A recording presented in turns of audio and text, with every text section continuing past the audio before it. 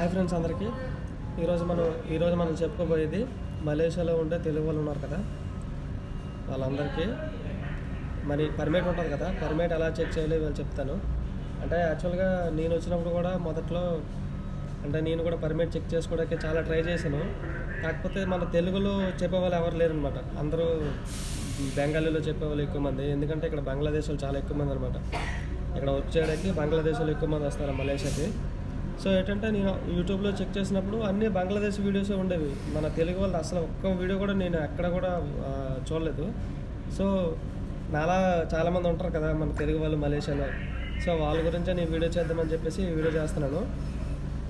So అందరూ like చేసి subscribe చేసి ఫాలో చేయండి.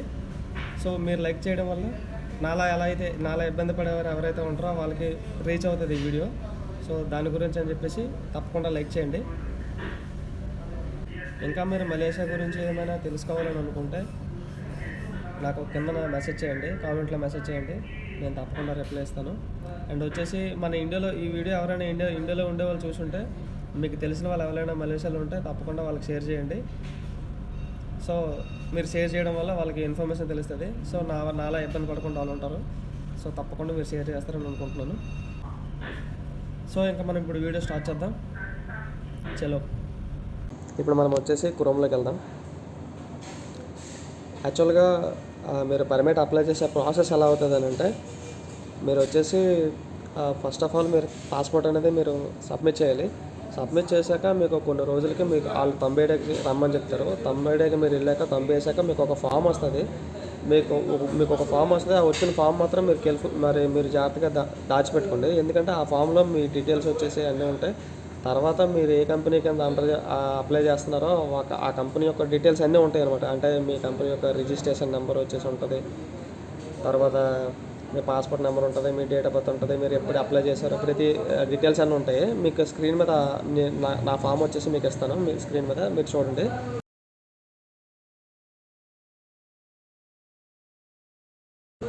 అండ్ వచ్చేసి ఆ తర్వాత మీరు తంబేసిన కొన్ని రోజుల తర్వాత వాళ్ళు మెడికల్కి మళ్ళీ పిలుస్తారు. మెడికల్కి వెళ్ళాలి. మెడికల్కి వెళ్ళిన తర్వాత ఆన్లైన్లో వాళ్ళు సబ్మిట్ చేస్తారు. మీ డీటెయిల్స్ అన్నీ వాళ్ళు పెడతారు. సో అప్పుడు మీరు వచ్చేసి ఈ సర్వీస్ అని చెప్పేసి ఇందులోకి వెళ్ళాలి. ఇందులోకి వెళ్ళాక ఇప్పుడు వచ్చేసి ఇందులో వెళ్ళాలి. మీరు ఈ సైట్లోకి వెళ్ళాలి. ఈ సైట్లోకి వెళ్ళిన తర్వాత మీకు ఇలా ఓపెన్ అవుతుంది. మీకు ఇలా ఓపెన్ అయిన తర్వాత చూడండి, ఇక్కడ పాస్పోర్ట్ ఉంది కదా, మీరు పాస్పోర్ట్ నెంబర్ ఇవ్వాలి. నేను నా పాస్పోర్ట్ నెంబర్ ఇస్తున్నాను. తర్వాత వచ్చేసి మీరు ఏ కంట్రీ అని చెప్పేసి అది సెలెక్ట్ చేసుకోవాలి. ఇండియా కదా, ఇండియా సెలెక్ట్ చేస్తున్నాను. ఇండియా. దాన్ని వచ్చేసి ఇదంతా మలైలో ఉంటుంది. సో మనకు అర్థం కాదు. సో ఇక్కడ మనం ఎంటర్ చేసుకోవాలి. మనకు అర్థం కాడకని చెప్పేసి నేను అలా చెప్తున్నాను, ఎంటర్ అని చెప్పేసి. సో ఎంటర్ చేసుకున్నాక ఇక్కడ చూడండి నా నేమ్ వచ్చింది. ఎందుకంటే నాది ఆల్రెడీ అయిపోయింది కాబట్టి ఇక్కడ నాకు చూపిస్తుంది. ఒకవేళ మీరు అవ్వనట్టయితే మీకు ఇక్కడ చూపించదు, ఏం చూపించదు. ఈ పైన వచ్చేసి రెడ్ కలర్లో ఇది వస్తుంది, మీరు ఇంకా అవ్వలేదని చెప్పేసి. సో నాది అయిపోయింది కాబట్టి ఇక్కడ నాది ఇలా చూపిస్తుంది. చూడండి, ఇక్కడ నా పాస్పోర్ట్ నెంబర్ ఉంది, వచ్చేసి తర్వాత నా నేమ్ ఉంది, తర్వాత నా డేట్ ఆఫ్ బర్త్ ఉంది, తర్వాత వచ్చేసి ఇక్కడ అప్లై చేసిన డేట్ అనమాట. మనం ఏ రోజైతే 90 డేకి వెళ్ళామో ఆ 90 వేసిన డేట్ అనేది ఇక్కడ ఉంటుంది. మళ్ళీ అది 90 వేసిన తర్వాత మనం ఎన్ని రోజుల లోపు మనం మెడికల్ చేయించుకోవచ్చు అని చెప్పేసి ఇక్కడ ఉంది. ఆ డేట్ లోపే మళ్ళీ మనం ఒకవేళ మెడికల్ ఫెయిల్ అయినా సరే మళ్ళీ మనం రీమెడికల్ చేసుకోవచ్చు. సో నాది అవసరం లేదు, నాది ఆల్రెడీ ఫిట్ అని వచ్చింది కదా ఇక్కడ. ఎందుకంటే నాది ఆల్రెడీ మెడికల్ అయిపోయింది. సో నా మెడికల్ అయిపోయింది 1 వీక్ 2 వీక్స్ తర్వాత నేను వచ్చేసి మళ్ళీ వేరే వెబ్సైట్లోకి వెళ్ళాలి.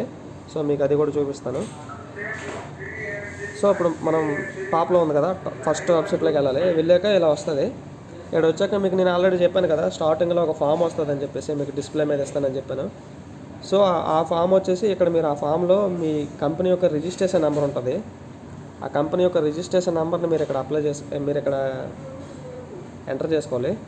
సో ఇది వచ్చేసి ఇక్కడ మీకు ఆ డాక్యుమెంట్ నెంబర్ అనేసి ఒకటి ఉంటుంది. ఈ 2 కాలమ్స్ ఉన్నాయి కదా, ఈ 2 కాలమ్స్ వచ్చేసి డాక్యుమెంట్ నెంబర్ అనేది మీరు ఇవ్వాలి. తర్వాత మీకు బీపీఏ ఇక్కడ వచ్చేసి బీపీఏ నెంబర్ అని ఉంటుంది. మీకు ఆ బీపీఏ నెంబర్ ఇక్కడ మీరు ఇవ్వాలి.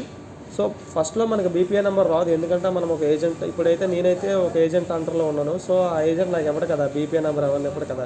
సో నా ఫామ్లో అయితే కంపెనీ యొక్క రిజిస్ట్రేషన్ నెంబర్ ఉంది కాబట్టి నాకు అది ఈజీ. నేను కంపెనీ యొక్క రిజిస్ట్రేషన్ నెంబర్ నేను ఎంటర్ చేశాక నేను నేను చూసుకోవచ్చు కంపెనీ నెంబర్, ఎందుకంటే కంపెనీ నెంబర్ నా రిజిస్ట్రేషన్ నెంబర్ అనేది నా దగ్గర ఆల్రెడీ ఉంది. బీపీఐ నెంబర్ అయితే నా దగ్గర లేదు కదా, ఎందుకంటే ఏజెంట్ అడిగినా మనకెవరు, ఎందుకంటే వాళ్ళు సీక్రెట్గా ఉంచుతారనమాట. ఒకవేళ మనకు వచ్చేసిందని తెలిస్తే మనం అడుగుతామేమో, ఇబ్బంది పడతామేమో అని చెప్పేసి మనకెవరు. సో నా సిచ్యువేషన్ అయితే అలా ఉంది.